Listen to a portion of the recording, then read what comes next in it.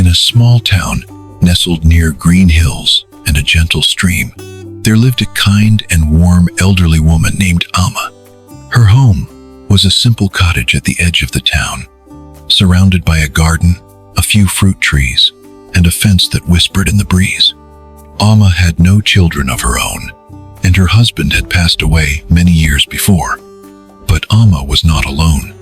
She had Poppy, her small hen with soft white feathers, black spots on her wings, and a little red comb. Poppy followed Amma everywhere, clucking softly as if adding her own opinion to their conversations.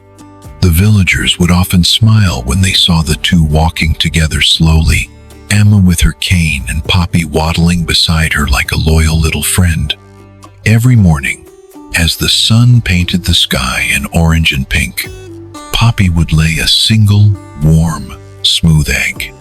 Amma would collect it with great care, hold it gently in her wrinkled hands, and whisper, "One is enough, my dear. May we always have just what we need." She would boil the egg, eat half for breakfast, and save the rest for dinner.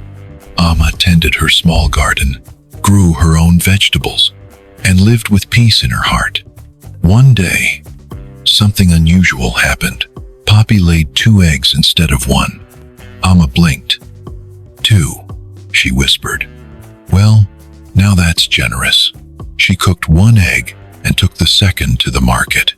She didn't ask for much, just enough to buy a handful of rice and a piece of jaggery. In the following days, Poppy continued to lay 2 eggs each morning. Soon, the villagers noticed. "Sell both eggs, Amma," said one. "Think bigger," others advised. "You could have 10 hens make a business."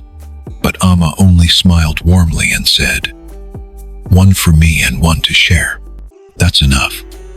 She gave the extra eggs to a poor family, to children on their way home from school, or quietly left them on someone's doorstep. People began calling her Egg Amma with affection. Then the monsoon came. The rain fell hard for days.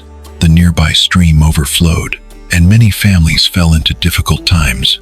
But Poppy kept laying 2 eggs each day, and Amma had been saving many.